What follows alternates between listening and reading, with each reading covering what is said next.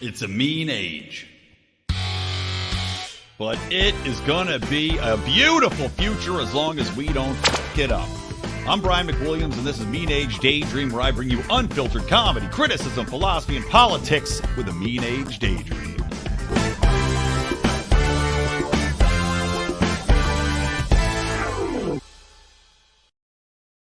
Welcome, everybody, to Mean Age Daydream, the show that you dream about in your waking hours and your nightmares.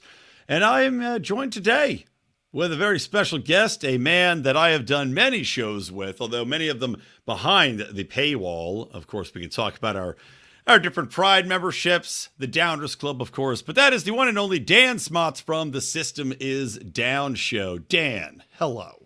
Oh, I don't know about this, Brian. I think we're gonna get in some trouble. Hey, what's up? Yeah, sad day, sad topic, sad to hear, but fuck him. Who cares? It is, yeah. What Dan is referring to is that he had made me aware of the firing of Justin Roiland from Rick and Morty, and Dan and I have had a long, it's got to be a couple of years at least. We were doing recaps over at, we called it Rotten Potatoes, which is your film and TV review aspect of The System Is Down. But we do our Rotten Potatoes. We were doing South Park recaps back when South Park was on regularly and not just on Paramount Plus, which I have no idea if it's coming back on Comedy Central or not. But we also would do Rick and Morty.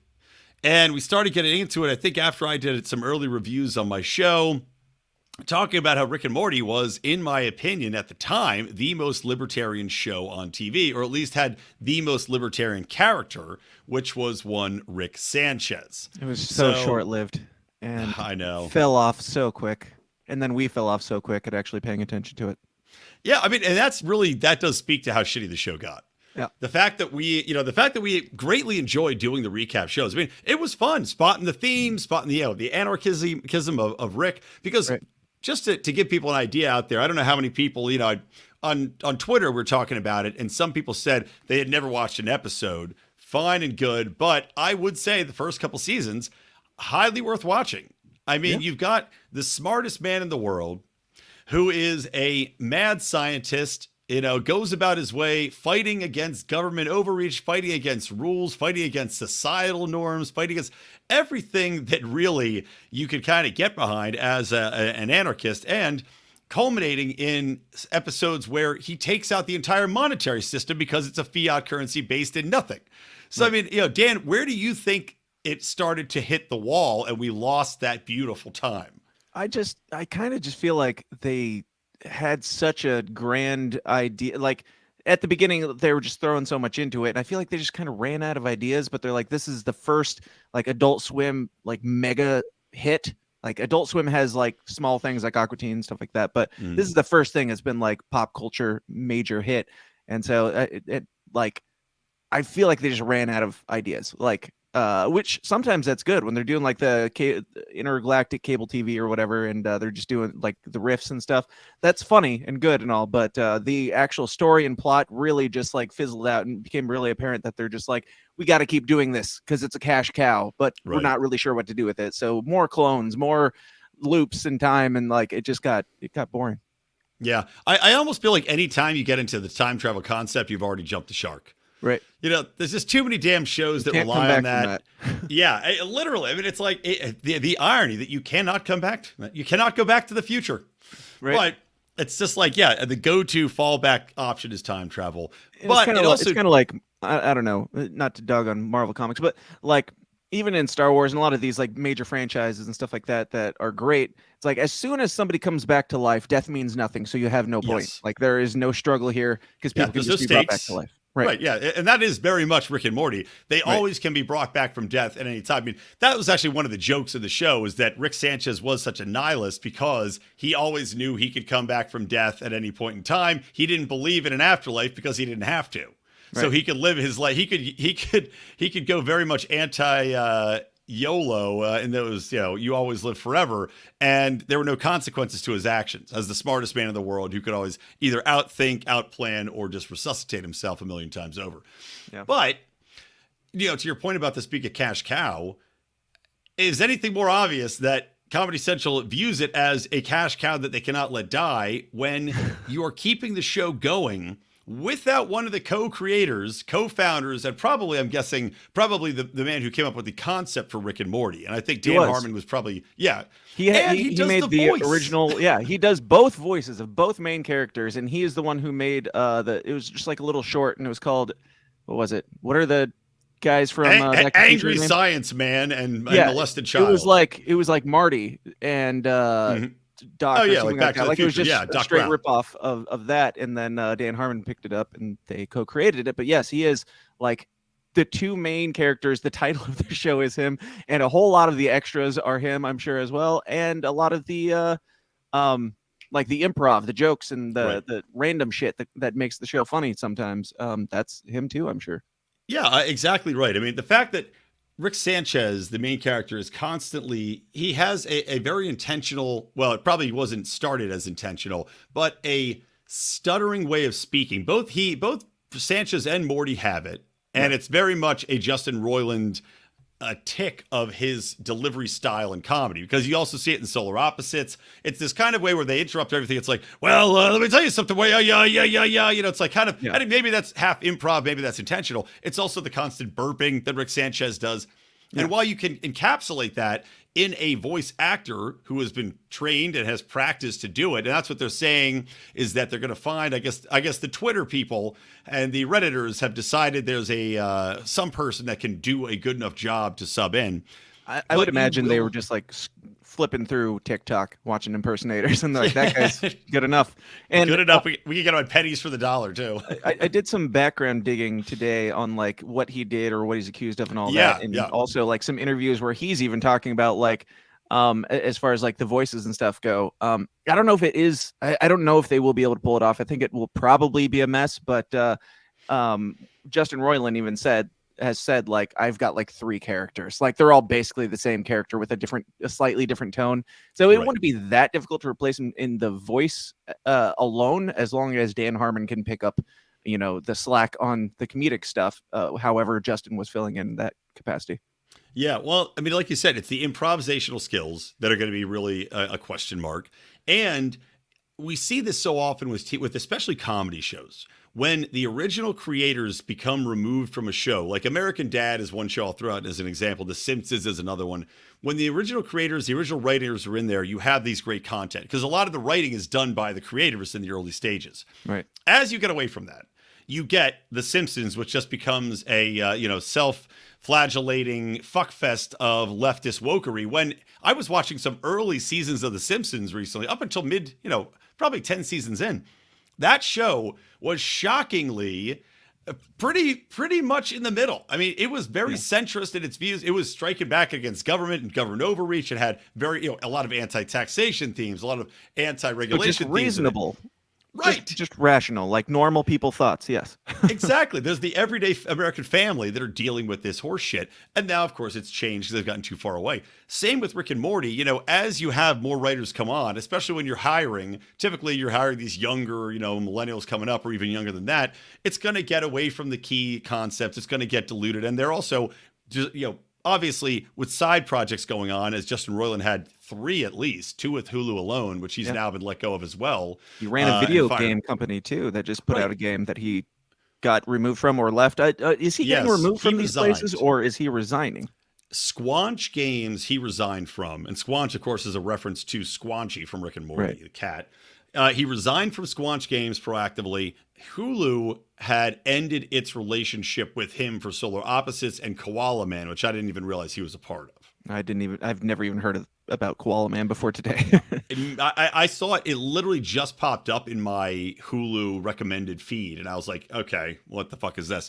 But he is now no longer a part of it. So, but the question is, again, how can they replace that aspect of what he brings? Even though there is a new writing staff and the show's gotten shittier, how much shittier will it get is really, I think, the only question that can be asked about Rick and Morty at this point. Yeah, and it really makes me want to get back into doing the recaps again. We're going to have to at least start on the new one just to recap, to see, to weigh if it actually holds water, and then we'll probably fall off again. But whatever. Yeah. Well, and by the way, you people can hear those recaps if you go to Lions of Liberty Pride. Go to patreon.com/Lions of Liberty or lionsofliberty.locals. Or, of course, you could join the Downers Club over at thesystemisdown.tv. That's where our special episodes and recaps. patreon.com/The System Is Down. There you go. Yeah. So there you have it. But yeah, I agree. I think we have to now, just because of this change. Yeah. It kind of blows to have to do that. That it's like, that's what brings us back in. Not good content, not good news, but the fact that it's going to be so awful that we have to go back diving in. It's like It's like going back to date an ex when she gets worse looking, fatter, dumber, and you're like, all right, baby, let's give it another shot. It's not really so much dating her as it is like, spying on her on Instagram or something and being like, oh, well, let's see how bad this is. Oh, never mind. And going about your day. Glad I moved on. Yes. So yeah, I'm like, when Roseanne got kicked off of Roseanne, oddly enough, it's kind of a similar situation where they kept it going. And that show, The Connors, like, we did, not you and I, but I think Craig and I did like a brief recap of the first couple episodes of The Connors, and we were like, okay, let's see where this goes. Just peeking in on it. Not that I was a big Roseanne fan or anything, but like, how bad is this going to be? And then, I was like, there's no way this is going to last more than like half a season, and it's like on what, season 2 or 3 or something, right? I am equally shocked by that. I refused to watch a single episode of it because I thought it was absurd that Roseanne was removed from it on a show that she created. And again, who have you met in real life? Who have you met in real life who's like, did you catch that episode of The Connors last night? Like, is anybody watching the show, or is it just out of spite that they're keeping it going and just taking the hit? I think it's like, that CNN had all those people watching it in airports. I think that CBS, which I think is what it's on, is just on all the time in old folks' homes. And they're just racking up the views. I swear to God that's the case. Because I also don't know anybody who watches NCIS, any of them, yet they have 400 of them, and they're always on. Yep. But to your point about Roseanne being removed, it made me think of Roseanne getting fired, but at least that one was in the public. You could see that she did it. It's her account. She tweeted it, right? She fucked up. With this, it reminds me of Johnny Depp, right? Depp got fired from the Pirates of the Caribbean movies. He got basically blackballed because Amber Heard, who seems like a manipulative, psychopath, violent, very violent woman. Yeah, just a horrible bitch who shits in the bed. She shits in beds, yes. She's a bed shitter. And she's a violent woman with a history of having violent fights with her exes. Johnny Depp does not. Yet he was fired proactively because #believe all women. Right. Now he has been exonerated, at least in the public court of opinion and in the courts of law, because she had to pay him way more than he had to pay her.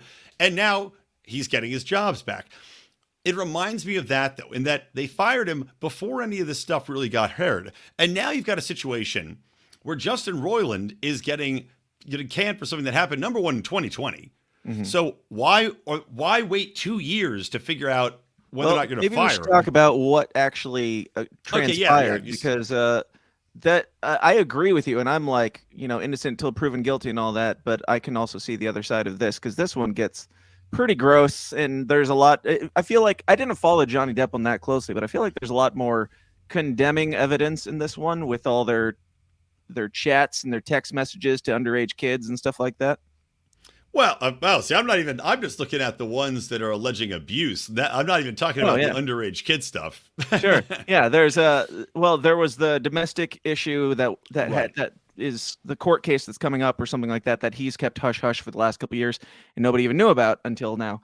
Now that it's coming public, some people have came forward, and there's been, 3, 4, 5 different girls who have been like, here's the messages where he was messaging me when I was 15, and even that I know can be screen capped or whatever. He was doing that as the Morty character, and Morty is like 14 that's the creepy years thing. Old. This dude has like psychological issues, because he it sounds like he's like literally talking to them in the Morty character in a sense that he'll say things that are like real creepy and real gross and do it in all caps in like Morty speak kind of, and it's like, so he's talking to fans that like underage fans that he said he would help them with like their careers and stuff, and he would help them come in and like learn animation or something like that. And so or he had kind of hinted at that, I guess. I don't know if it was said explicitly, but he's grooming them and everything, and saying that once you turn 18, you should become a cam whore and stuff like Oh, wait, real I bad did stuff. see that. You're Yeah. right. Yeah, he said once you turn 18, you should just become a sex slave. Right. Right? There's sex I think slave and those cam whore. There's a couple different ones. Yeah. Like yeah. real bad. I don't know. Like Yeah, that stuff I guess is provable. You're right. Yeah, that's one. If you're Comedy Central, hard to continue the relationship when you do have the groomer aspect. I mean, it's like Chris D'Elia kind of grooming, right? Sure, If you've ever yeah. familiar with his story, little he's a bit. big stand-up comedian he was predominantly on a show, and then he was Instagramming people and underage girls and all that stuff. Right. So Yeah, and with this, it's like I've gone through some digging, and I'm like, well, text can be faked or whatever, but these girls like on video, like scrolling through the text messages, clicking on his profile to like showing that the link goes through to his, and the like, it's not just screen captures on Twitter. This is like video of their thing, which if you were really dedicated to, pulling one over on this guy, maybe sure you could figure out a way to make that happen, but that would be a lot of dedication for these 15 to 18-year-olds to figure out. a lot of coordination. It's like Chris Hansen's making his comeback. He's working hard behind the scenes to set this all up. Yeah. Personally, I think that I don't like that. I don't like the idea of like kicking somebody to the curb based on allegations, but at the same time, I can see why Adult Swim would be like, well, if this stuff is coming out, and that's why I asked if he resigned, because maybe he saw like, yeah, this is going to tarnish the entire brand and it's going to hurt everybody. Maybe he did a noble thing and stepped down because he knew that it was coming down the pike, and they didn't really say in the announcement whether they were firing him or whether he was resigning from Rick and Morty. But yeah, it's like, I don't know. I don't like him having to leave based on there's nothing, but there's quite a bit there too, where if they, I mean, that Adult Swim or whoever is in charge has seen everything that we've seen, much more, and they're like, well, that's enough. All right. Yeah, exactly. Well, so just to say, so Rick and Morty, I was looking at the Twitter earlier. So they said on the Rick and Morty official Twitter, Adult Swim has ended its association with Justin Roiland. Rick and Morty will continue. The talented and dedicated crew are hard at work on season 7. So yeah, like I said, I think when they say they're hard at work, the games. When they say they're hard at work for season 7, it's like that. I think it was, what was it on some Jim Carrey movie? But like they're like Enron, where they're like dumping all the paperwork. They're like, we're hard at work on season 7, just like rushing, fires burning behind the scenes, like shit. How would you describe the creation of season 7 of Rick and Morty? Fiery but peaceful. Right, mostly peaceful. Yes. Yeah, I mean, I to your point, yeah, there definitely is enough to warrant his being let go. And also, just on I've also heard that he is a huge prick. By the way, not has a huge prick, is a huge prick. I have a friend of a friend, an acquaintance that is good. A good friend of mine, this close relative, is close friends with Justin Roiland, and just every time he said that he's been around the guy, he is just an asshole and a creep. Mm-hmm. So all of this makes sense that it's coming out, but to your point, if they didn't have the text message stuff with the girls, then I would be 100% against him, against them letting him go. I still, though, I know there's a lot of people, this is always the argument they make, right? There's a lot of people that work on these shows. You don't want to take the spoon out of the baby's mouth, by firing the cast and the crew. It's not their fault that the guy's a scumbag. Right. Agreed. But I still think at this point, you don't push forward with the show. You don't try to ruin. If anything, who is going to watch Rick and Morty now? And not be and the first thing they're going to think about the entire time is listening to see if they can tell the difference between the voices, and then immediately think about Justin Roiland, allegedly knocking his girlfriend around and messaging kids pornographic messages. It's the only thing I'm going to be thinking about. It's kind of like the Disney Han Solo movie. It's like decent movie, actually. The actor was decent. I agree. He didn't do Harrison Ford ripoff take. He did his own take on it or whatever. But the only thing anybody could think about, or the only thing anybody could review or talk about before, after, and during, was like, that's not Harrison Ford. Like, even if you make the best Rick and Morty season ever, the only thing people are going to be talking about is that's not him. That's not him. Right. Precisely. I mean, wouldn't it be amazing though if it actually was a million times better? That'd be great. It just shocks the shit out of us. And Dan Harmon was the libertarian the whole time. We didn't know it. I don't believe that for a second, but I would be glad if he was. Now, the reason the main reason, well, there's a couple reasons I think why they would continue doing this without him. And the main one I think is because, do you remember a couple years ago when we only had like 2.5 seasons of Rick and Morty or so, and they were like, we're signing Rick and Morty up for like 10 seasons or some shit. Like we're signing them on forever. It's like a freaking 10-year contract or something. And they have to maintain that. There's also the obvious issue of this is a $1 billion, cash cow for Adult Swim that they don't have anywhere else. So like, sure, I guess give it a shot. It kind of reminds me, ironically, of did you ever watch Community? Dan Harmon show? Yep, 100%. So there was like a season in there or two where they let Dan Harmon go. And he was like the brains behind the whole thing. And those seasons just sucked ass. And then they brought him back for the final season and it was great. And then it wrapped up well and all that. Like this is kind of the same thing. Dan Harmon's got his own, and I'm trying to remember what it was, but he's got his own demons too. He's been, I can't remember if it's tying in with, again, something being abusive. I think it was something like verbal abusiveness or something like that to fans, or I can't remember the exact context. I think it was something to where he kind of pressured somebody on the cast of Community. I don't remember who, but into sex, like an assistant. Well, he was like pushing them toward it, and they felt the pressure because he's a man in power, blah, blah, blah, whatever. And they said something about it, and he came out and was very clear and apologized. And I think as much as we say, like, never apologize to these people or whatever, like, dude fucked up. He apologized for it in a very respectful way. He did. I think he had some things in the past of like, was it him that had like sketch things that were kind of pedo-ish? Yes, he did have pedophile sketch like things. Like a doll or something that he did things with or something like that. And I remember seeing the video and thinking to myself, you know what? It's weird, but it's not really that bad. I mean, but I have my sense of humor is very whatever. Well, it's true. I mean, look, even James Gunn is rebooting the DC Comics universe now. He's CEO of DC Studios. And he had a ton of pedophile jokes on his Twitter that he got canceled for a little bit and got brought back. Personally, I'm glad. I thought it was ridiculous that people were trying to cancel him for it. So to the same, to Dan Harmon.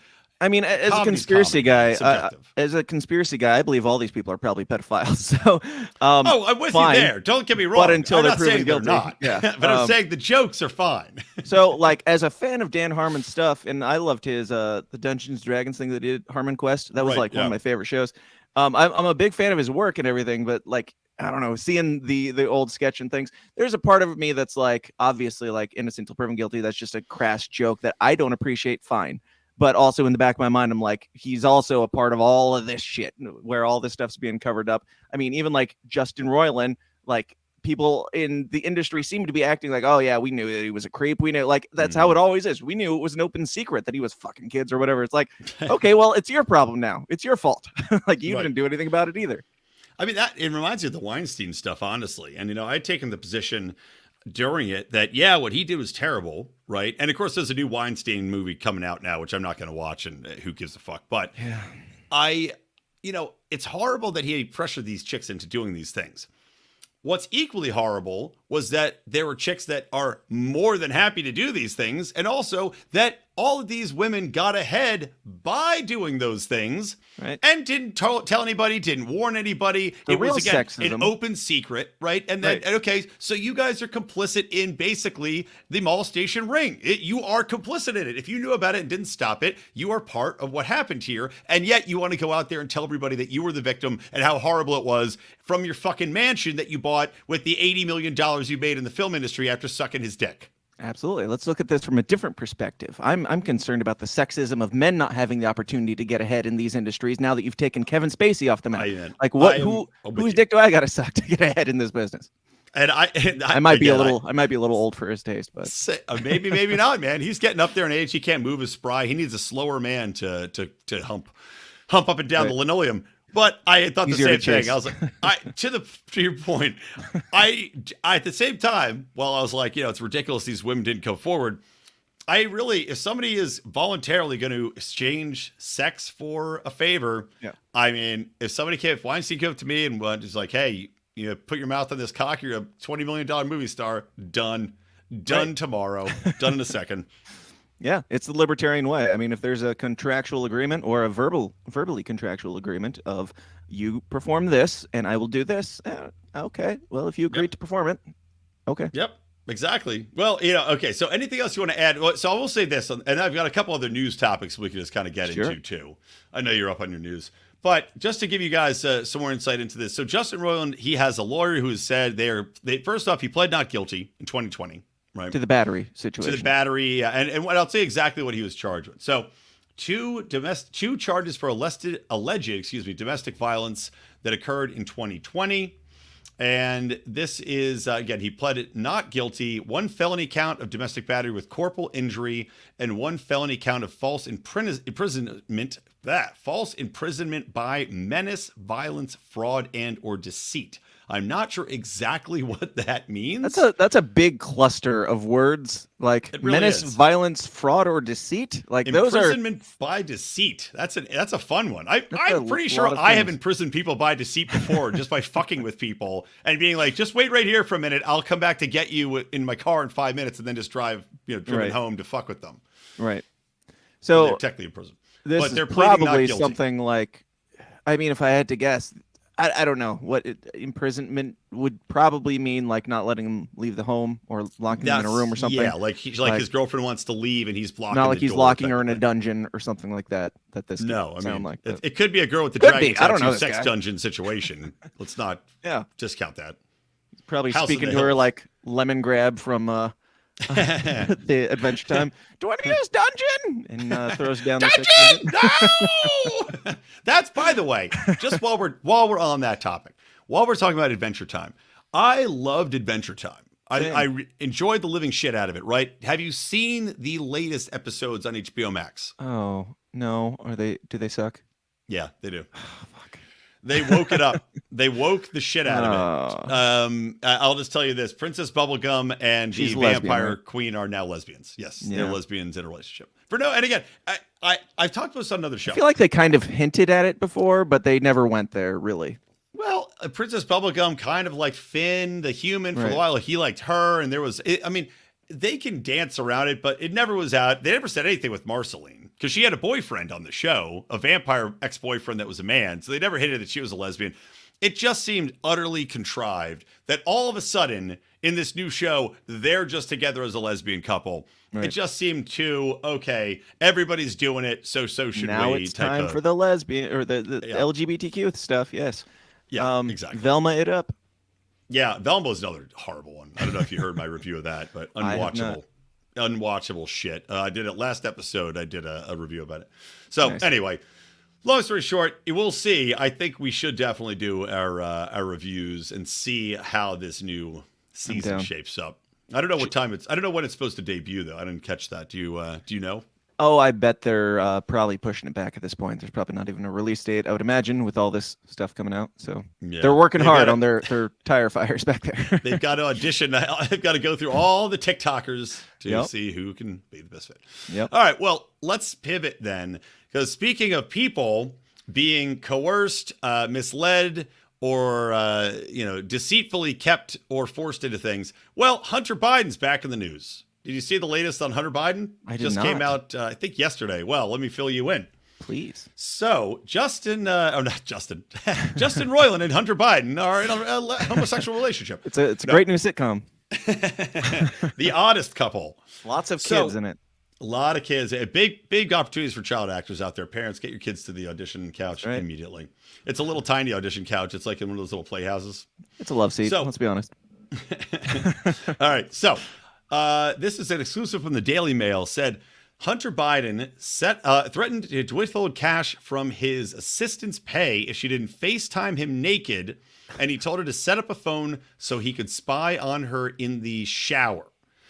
She is the fourth employee with whom he has had a sexual relationship. And let's see.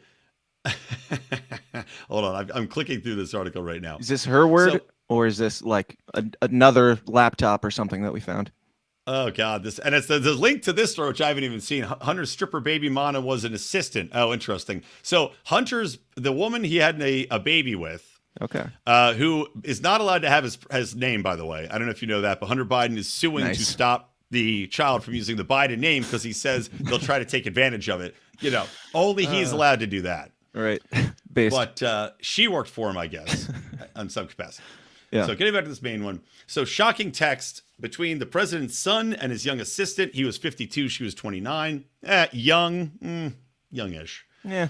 Show Hunter asking for sex sessions and sending her cash via Apple Pay after she pleaded that she was struggling to make rent. Like Elmer Fudd. Yes. The woman, who they are not identifying, worked as an assistant at Hunter's law firm, Owasco, in 2018 and 2019. And the documents on his laptop show that he put his lover and his brother's widow on the company payroll, as well as her sister, with whom he also had an affair. That's fun. Shocking. He also hired his daughter's basketball coach. So anyway, it's pretty funny.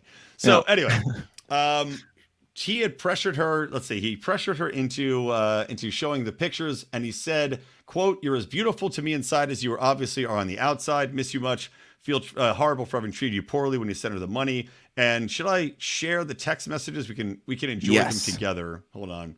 Let me see if I can try to get this as large. Every time I swear to God, you're as beautiful on the inside as you are on the outside, and I know because I've seen both. I'm watching you right now, actually. Goddamn. Hold on. I need to I need to try to get these texts larger, and they're just not that big. Well, I'll try to share my screen anyway, and hopefully you can see them. Sure. But I'll scroll through and just read them to you guys. That works. Here we go. Okay, so here's the text. We've got, does this work? He sends her $1,000 on Apple Pay. Does this work for small stuff? She says, anything. I appreciate it. I've been scraping by the last month. And then he says, I'll make up for, God, his spelling's terrible. I will bake up for back pay. You have to make up for back work by FaceTiming me and or going to our next club party. And then she says, when can you FaceTime? Then he sends $500. She's like, fuck that shit. We can FaceTime. Exactly. That's safe. I will not be going to the Eyes Wide Shut club party that you are so fond of, Hunter. Yep. So it says, when can you FaceTime? If we FaceTime, the rule has to be no talk of anything but sex, and we must be naked, and we have to do whatever the other person asks within reason. And by the way, this is all within reason. We're already past reason, Hunter. Like, reason was this description. By the way, this is playing out like somebody on it, like a cam girl. He's asking her to do things and then hitting her with money. So he sends her $500.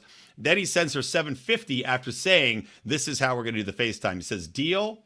She says, when can you talk? I can do it later tonight. He says, anytime. And then she said, he texts her later on that night.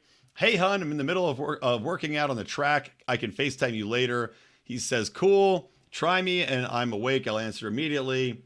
She then showers up. She says, I just got home. I look like a troll. I'm going to shower, then FaceTime you. He asks her to set up nose. I can spy on you showering. Set phone up nose. He texts like a crackhead. Yes. Oh. Every single exchange that I've ever read of him is just... It's just impossible. him. It's his hands shaking, and he's trying to type, but his hands are shaking too much, trying to light the crack pipe while smoking. Set phone up nose. I can see you. So I can spy on you showering. You're yeesh sexiest woman I've ever been with. Troll, not possible, because she said she looks like a troll. Right. All right. So then I was expecting him to be like, troll. I'm into that sort of thing. Just get on. Right. I'm desperate. So how is a man with that much money this fucking desperate always? Like, why is he spending thousands and thousands of dollars? That's the crack. It's just, I'm telling you, when you're on that much crack and drugs, he probably hasn't slept for days and days, and he just wants what he wants right then, right? Like, his dick and his crack pipe are equally hot, and he's got a hand around each one, and he's going to make this happen. Mm-hmm. Like, you can just tell. He's up. He's been up waiting for 2 hours now. He's like, yeah, I'll be here. I'll be here smoking crack. I'll be here whenever you're ready, literally. Dude, I don't have a real job. Because he texts her back. He's like, hey, are you okay after 2 hours? Because she hasn't FaceTimed him. He says, calling you now. No, I've been trying to put this lingerie on, and it's so annoying. I finally got it on. 2 hours she would put lingerie on, everybody. So she's not the smartest cookie either. Can't figure out the teddy. Yep. So then we go. I mean, she's obviously leading him on. She might be pretty smart. She's just milking him for money. Yeah, and it gets funnier, too, because, look, he's like, it's you. Oh, my God. 3 seconds at a time. Restart your phone. So I guess it keeps cutting in and out, which is her probably doing the old trick where she's like, Hunter, it's not working. I'm masturbating through a tunnel right now. Sorry. All right. So then he says, restart your phone. I'll do the same. We try again. And again, he is literally cam girling her. He sends her $20. You're gorgeous. Where are you in the world? $10. Trash truck. What the fuck does that mean? I don't know. I don't want to know. I don't want to know either. Maybe that means something like titty fuck. Is he trying to say titty fuck? I don't know. I love your hair and pretty much everything else. Can I see your beautiful ass? He sends her $25. Amazing. Show me how you play with yourself when you're alone. Sends her $100. That's when we she can have a got in the contest. elevator and said, I can't hear you. Hold on. The best part's coming. The best part's coming. We can have a contest to see who comes first. If you win, you get 100. And if I win, everybody wins. Beautiful. You're the sexiest ever. Yada, yada, yada. She should have taken that bet. I mean, he's probably came like 25 times today on his crack high or something, just waiting for this moment. It's just dust flies out and covers the phone when he comes. Yep. Well, this one, we'll see if this one cocaine. Yeah, we'll see if this, probably not a lot of ads going to be placed on this one with the content we're talking about, but who knows? Maybe I'll see if I can get some pods, like I'll put keywords in like, sex to try to get like dildo ads and stuff like that in the podcast. Spotify can take care of that for me. Blue Chew ads, Blue Chew and cocaine, Hunter's mix. Now I'm curious, like, where did you hear about this? Because I'm surprised that I missed it. Okay. I know. I think I was just heard it either clicking through on Twitter. I think it came up Hunter Biden. It was trending early in the morning. Okay. And I caught it right when I was probably taking a dump. Nice. That's when I do my best thinking and reading. Mm-hmm. So yeah, it was trending early. Now, I had done a little Good Morning Fuckhead rant, which is my morning rant show I do for the paying peoples on the Patreon. And I had theorized, like, it seems to have disappeared a little bit, but it was a Daily Mail exclusive. Probably other people have to pick it up, verify it. My theory is that these things are going to continue to come out more and more because they're going to get to the point where Joe Biden will be pressured enough from Hunter Biden, and I think they're going to find a definitive connection between Hunter Biden, Joe Biden, and they're going to find a money trail that's going to force him to either resign in shame or just say, I'm not going to run anymore. But my theory is that these things aren't being censored. They're being reported, and it'll be echoed in the liberal media too, because they want Joe Biden gone. Coming. Yeah. Yeah, exactly. They want to get him out. They want to get out from behind this fucking, stuttering train of idiocy and get, another dickhead like Gavin Newsom up in there. But I think you're going to see no more, the gloves are off. Let all these stories come out and get reported on. Do you really think they'll try Gavin Newsom? Yes. I think he's trying. He's got deep relations with Pelosi's family, with all the biggest, rich political families in California. Right. And I don't know who else they'd put forward. I mean, I thought Joe Manchin would make a lot of sense, but I haven't heard anything about him running. Yeah. Kamala Harris is dead in the water. She sucks. Would Kamala even want to run? Oh, for sure. Like she's too stupid. She's too stupid to realize how unpopular. And I suppose if Joe Biden is convinced that he's still running, I guess that she would probably be in the same boat. Exactly right. So I think that she'll try, but I think if he's out of there though, then she's got to go through the primaries, and I don't think she'll win the primaries. No, I don't think she'll get through in any way, shape, or form. And I think she'll get slaughtered in the debates again. Yeah, I can't wait to watch. It's sports. It's annoying that you sports nerds get like sports every Sunday or whatever the fuck, and us, my precious Eagles, us normal nerds, or I don't know, more autistic nerds or something. Like we get it once every 2 to 4 years. It's quite depressing, but can't wait. Whoever they put up, Gavin Newsom, great. Let's go for it. Put up the guy who was like almost forced out of his position as governor, and the guy that only won the guy that only won the recall election because Larry Elder was his opposition, and he galvanized people, because honestly, I believe this with every fiber of my being. If Larry Elder had not run, that Gavin Newsom would have been replaced. He would have been replaced by some other idiot Democrat, but he would have been replaced. Sure. But it galvanized people against Larry Elder to vote for Gavin Newsom because they didn't want supposed racist Larry Elder, black racist elite Larry Elder, son of a janitor. So you think because the Republicans had a decent guy in place, they were like, well, we can't have that. Still, the lesser of two evils is Gavin Newsom. Yep. That is exactly what happened. And every liberal media outlet, which is all the media outlets in California, except for, maybe one, had unanimously done a smear campaign against him. The LA Times smeer campaign against The black face against of him white was, supremacy. Yes. amen. That's exactly right. And same thing with the San Francisco, Chronicle. Every big paper wrote about him. Bakersfield, California was probably the only one that didn't. So Yeah. Anyway, so there's that. So Hunter Biden, once again, causing all sorts of fun. And I love it. As I said, it will be fun to watch. Now, I mean, the other thing it's burning down. We might as well have a Hunter Biden and a Donald Trump and a Gavin Newsom on our way out just for the entertainment value alone. I agree. I mean, give me all of it. It's like it's like the World Series of egomaniacal dipshits. It's like a reality TV show where everybody's fucking retarded. Yes, I'd watch that. Retard Island. Then the crossover with MILF Island gets real weird, but all right, last thing, speaking of real weird. You've probably seen this. You probably have talked about it already. I didn't see what the show you put out the last day or two has been about, but I will share this video of a groundbreaking performance from Finland, where the very first transgender national figure skater has made her debut. Breaking the glass ceiling.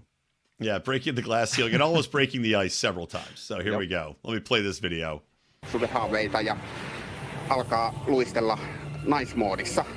So, you're not going to be able to understand it, but there's a transgender athlete, and I put athlete in giant quotes, looks like about a 55-year-old man who is dressed as a woman, and has got to be, I would say, 175 pounds, slowly skates around in a circle at this event, and this is a national representative of figure skating. Falls over and then cannot get up. Literally lying on the ice, cannot get off of her knees without help from a flag bearer who hands a 60-pound flag bearer, no less. Yeah, who just comes over and is like, "Come on, get up." Exactly. This barely. Again, I'll rewind it a little bit and mute it so we can continue to watch this performance. If you can't get your ass off the ice after falling over. And this person's only skating around the rink at 5 to 7 miles an hour? Tops. If you can't get your fat ass off the ice after falling, you don't deserve to be representing anybody in anything, let alone a nation, for figure skating. Right. Yeah, we actually talked about this. Me and Craig did on our morning news episode this morning. And okay. Yeah, I brought it up briefly. This isn't the debut, actually. There's a video from like 2 years ago where this individual did put on like full geisha costume and face paint and everything, and did like this weird like figure skating tribute to China or something like that. Very strange. I don't know the entire context, but that was better than this. Like, I don't know. Did she get the vax in between now and then, or what's making her so shaky? Hashtag trans suddenly. Yes. I mean, suddenly falling down is pretty common these days. You never know, but very shaky on that ice. And I will tell you, my daughter's birthday was this last weekend, and I went ice skating in like 15-degree weather outdoors, and I could have gotten up much faster than that. And I've done it like 3 times in my entire life. I mean, it is bizarre to watch this person try to stand up off the ice. And supposedly was, like you said, performed before and was a male figure skater. What happened in between? Right. I mean, did they get a stroke and lose all memory of how to perform figure skating? How to stand up? Did they get a stroke? Yeah, that's the only thing I can think of, right? It's a mind eraser. Did they get some sort of lobotomy? And the more confusing thing is, like, if you're going out there to represent in figure skating the LGBTQ movement or whatever your purpose is there, I assume that's the point here. How hard would it have been to find a gay dude who's like really good at figure skating? Right. In fact, pay for it. You can pay for it. How hard would it have been to find a not gay dude in figure skating? Like pick anybody who's out. I'm sure there's plenty of them at this point. Bring Brian Boitano back or whoever the fuck, and give him a pride flag and have him do it. But I don't know if this guy has transitioned. I hadn't seen it in the articles. It's a former man named Markku Pekka Antikainen, That and sounds like a now is known masculine as name. Minna Maria Antikainen. Oh, that's better. Or like Antikainen. But again, I have no idea if he's transitioned or not. But if not, to your point, well, you know what? Fine, yeah, get a Brian Boitano, get the finished Brian Boitano, and Or and be trans. like, hey, do you want There's got to to be a transition? million trans people who are great figure skaters. Why did you pick a 59-year-old dude or a chick farmer, or whatever? a fucking farmer. They love this shit. You got to have plenty of those that are good at this. You know what's kind of cracking me up is just thinking about this guy who owns a farm. This gal owns a farm. And, you know, like the day that he decided that he's going to become a woman must have been hilarious on the farm when he goes out to feed the horses and the ducks and all the animals are just like, what the fuck is this shit? Well, what the? I think like Animal Farm. The pigs are like, all right, you know what? Now seems to be the time to revolt, guys. I think the signs are pretty clear here. I like the idea that with all the like diversity in like entertainment and sports and all that stuff that we're pushing forward, like this person's a farmer by trade, and there's no call for diversity there. Like, just imagine this individual's like, I feel like a woman. I'm a woman now, and it's like looking around in the cornfield, like shit. Nobody gives a fuck. I got to strap on my skates. Right. Just send us the wheat, and then we don't care what you got in between your legs. Yeah, amen. As it should be. While we're talking about diversity, we'll wrap up on this. So I know you're not a big sports guy, but something really pissed me off because I am an Eagles fan. I will say, in fairness, ever since the COVID vax started dropping them dead, I've been watching sports a lot more lately. I know. It's like, why do they not have betting odds on that? You know, you bet on everything else. Why can you not bet on if someone's going to drop dead from the vacation during the game? That's you right. should be. I would bet on a lot of basketball games. Yep. But Eagles, go Eagles. Philadelphia Eagles are in the Super Bowl. We have a black quarterback named Jalen Hurts. The Kansas City Chiefs have a black, I guess, mixed quarterback named Patrick Mahomes. There has been no shortage of dickhead sports beat writers and articles written about how this is the first Super Bowl with a quote-unquote black-on-black quarterback pairing in the history of the game. Who gives a fuck? And it's probably not true, is it? It's probably not true, but even if it is, who gives a fuck? There's probably at some point got to be some replacement that came in. It probably is not true, but give me like two all black hockey teams going against each other or swimming leagues or something like that. Like that would be something worth making the news. I think that would be. I think they called that Cool Runnings 2, and it's being produced by Disney. I'd watch it. It would probably be woke and suck, but I'd watch it. That'd be terrible. I would also watch it. The Mighty Ducks 2, the Mighty Black Swans. So my thing about this that pissed me off. The Mighty Blacks. Sorry. The Mighty. Just to leave it at that. Yes. I would never have thought of it. First off, I would never in a million years have put it together or noticed that there were two black quarterbacks playing.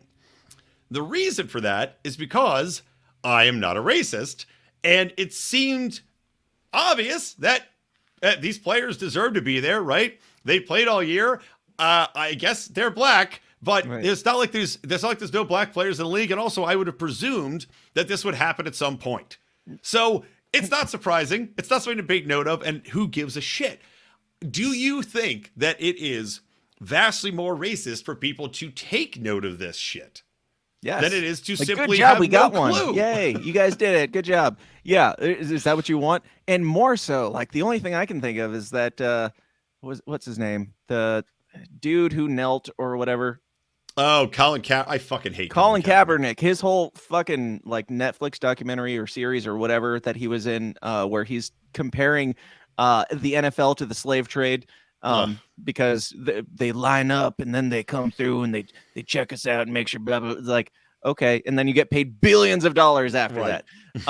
Like you can't have it both ways. The NFL can't be the slave trade. And then us also praise the NFL for putting a black person in a certain position. Like, if it's the slave trade, it's like, great, you're the house slave at that point. Like, good job. You got the high spot.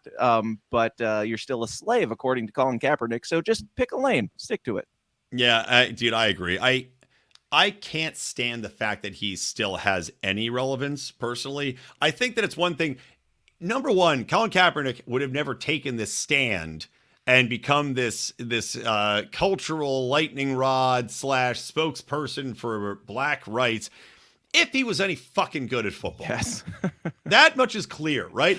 If he had not been cut from teams, if he hadn't been benched for playing like shit, right? He had one season where he played well because people didn't know what to make of him, right? Then he sucked to the Super Bowl, and then he was terrible. He would not. So he be was benched, and then he was like, shit. "Well, I'm down here. I might as well take a knee and get some fame for it." Literally, he wouldn't have said shit until he got cut, and now this was his way to stay relevant and try. He used it mostly to try to pressure his way back into the league to get somebody to hire him again and be like, "It's racist. They don't want me. It's because I'm so outspoken," to try to get some stupid team to be like to virtue signal and bring him back. Thank God it hasn't worked. Unfortunately, Netflix, and it's probably like Obama's dickhead production company that produces his stupid show. Unfortunately, they're still down the mode of, let's make the wokest crap and fall for the grift. And that's all it is from Kaepernick. It's a fucking grift. Yeah. And again, I will say all this stuff has forced me to watch more sports than I ever intended to. So at least their marketing strategy is working on us dorks over here that don't care at all. Because it's fun to watch people fall down. It's fun to watch people scream about racism sometimes. Yep. And I'm here for it. I'm not going to watch it until the aftermath, but I'm here for it. Do you feel that watching sports has made your penis larger and your testosterone higher? No, it's made me more insecure and made me. I bought a Hummer yesterday, actually, and nice. I'm driving that down to compensate for my love of sports. Did you go with yellow or bright neon green in that Hummer? I went for hot pink, actually, so you know that I'm real secure in my sexuality. Nice. That is the way to do it. All right, Dan, this has been awesome, man. It's been too long since we got on the show together. Absolutely. And I think this is maybe the second time you've been on the show proper. I had you on for something a while ago. I can't remember what it was. But I've been in and out of Lines of Liberty throughout. I've always been here working behind the scenes. Several times. That's right. It was good. And Dan did. Yeah, that's right. Dan did hilariously host the transition show when Mark decided to leave us. When Lines of Liberty transitioned into whatever this gay shit is now. Yeah, that's right. The gayest. Number one OG homosexual libertarian anarchist podcast. I was the doctor that helped you transition, even though you were still just a baby it's going just as well as the Finnish skater. The new Lines of Liberty is off to a start. We've fallen and we can't get up off the turf without the help of a 65-pound lady.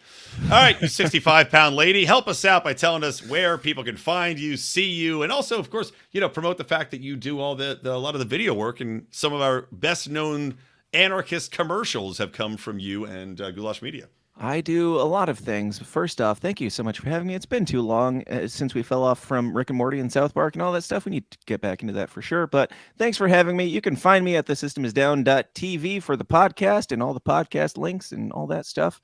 I'm most active on Twitter at TSIDpod. And you can find, the media stuff, the film stuff, all that.